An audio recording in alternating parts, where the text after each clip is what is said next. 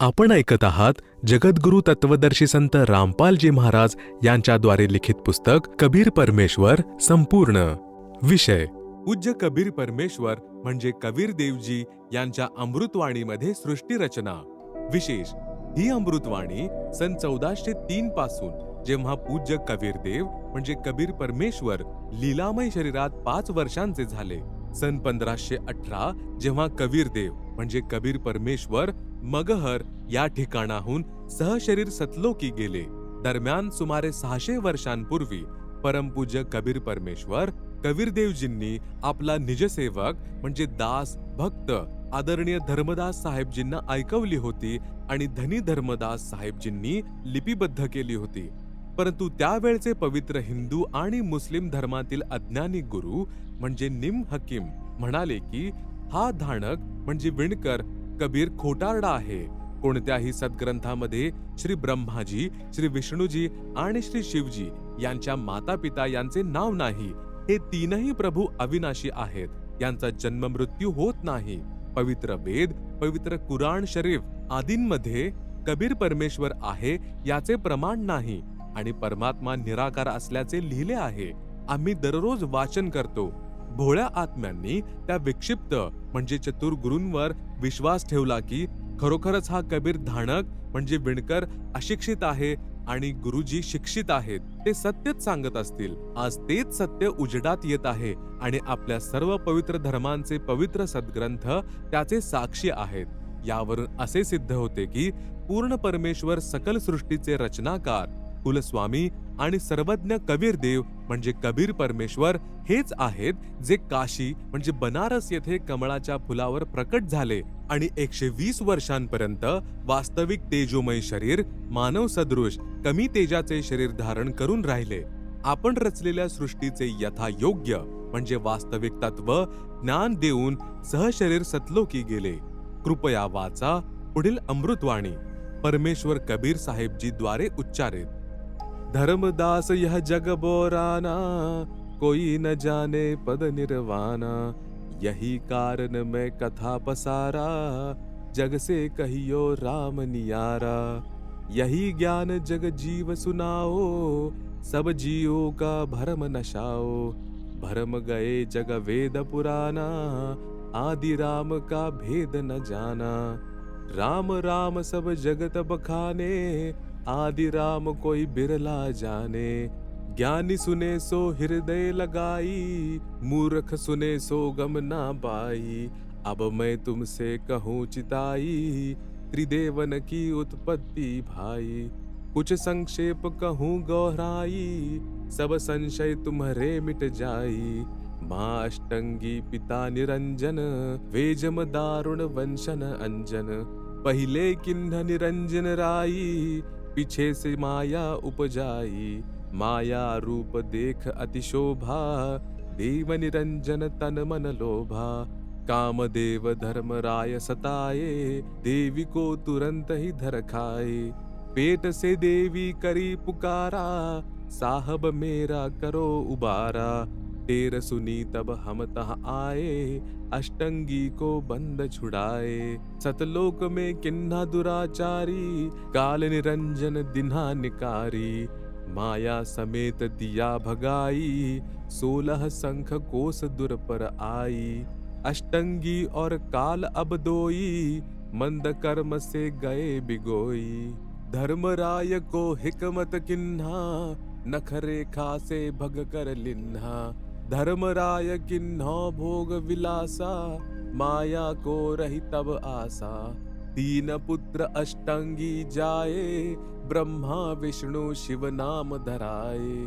3 देव विस्तार चलाए, इनमें यह जग धोखा खाए. पुरुष गम्य कैसे को पावे, काल निरंजन जग भर मावे. 3 लोक अपने सुत दिन्हा, सुन्न निरंजन बासा लिन्हा. अलख निरंजन सुन्न ठिकाना, ब्रह्मा विष्णु शिव भेद न जाना. 3 देव सो उनको धावे, निरंजन का वे पार न पावे. अलख निरंजन बड़ा बटपारा, तीन लोक जीव किन्ह आहारा, ब्रह्मा विष्णु शिव नहीं बचाए, सकल खाय पुन धूर उड़ाए। तिनके सुत है तीनों देवा, आंधर जीव करत है सेवा। अकाल पुरुष काहू नहीं चिन्हा, काल पाय सब ही गहलिन्हा। ब्रह्म काल सकल जग जाने, आदि ब्रह्म को ना पहचाने। तीनों देव और अवतारा, ताको भजे सकल संसारा।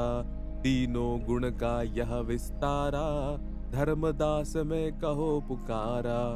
गुण तीनों की भक्ति में, भूल परो संसार। कहे कबीर निज नाम बिन, कैसे उतरे पार।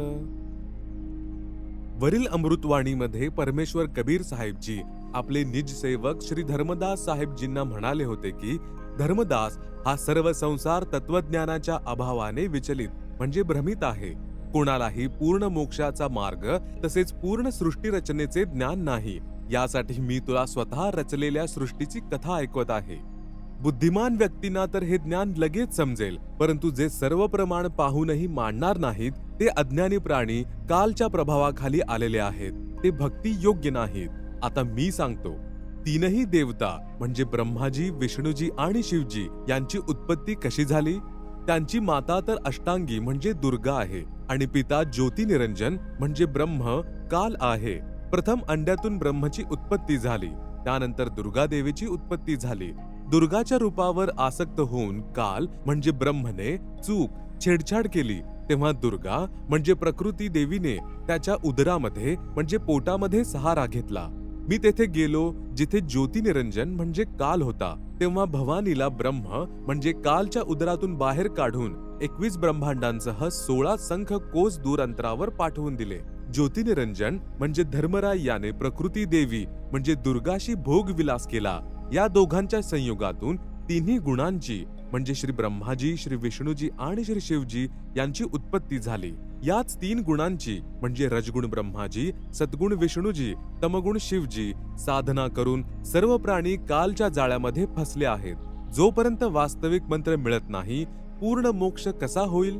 विशेष वाचक हो, विचार करा की श्री ब्रह्माजी, श्री विष्णूजी आणि श्री शिवजी यांची स्थिती अविनाशी सांगितलेली होती।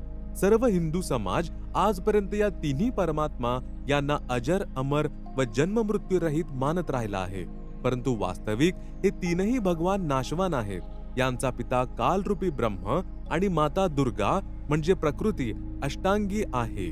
जसे आपण पूर्व प्रमाणांमध्ये वाचलेले आहे, हेच ज्ञान आपल्या शास्त्रांमध्येही विद्यमान आहे, परंतु हिंदू समाजातील कलियुगी गुरु, ऋषी आणि संतांना याचे ज्ञान नाही। जो अध्यापक पाठ्यक्रम म्हणजे सिलेबसशीच अपरिचित आहे, तो अध्यापक योग्य नाही, तो विद्वान नाही आहे, तो विद्यार्थ्यांच्या भवितव्याचा शत्रू आहे।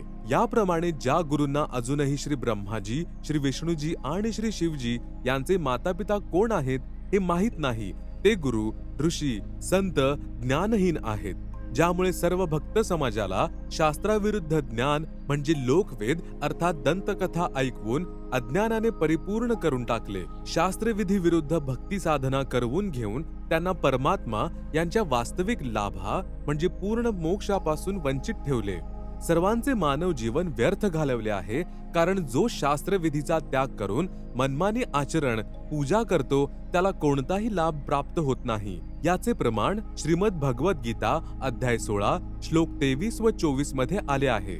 पूर्ण परमात्मा कबीरजींनी 5 वर्षाच्या लीलामय वयात सन 1403 पासूनच सर्व शास्त्रयुक्त ज्ञान आपल्या अमृतवाणी म्हणजे कबीरवाणीमध्ये सांगण्यास प्रारंभ केला होता, परंतु त्यावेळच्या अज्ञानी गुरूंनी हे ज्ञान भक्त समाजापर्यंत जाऊ दिले नाही, जे आता वर्तमानात सर्व सद्ग्रंथांमध्ये स्पष्ट होत आहे।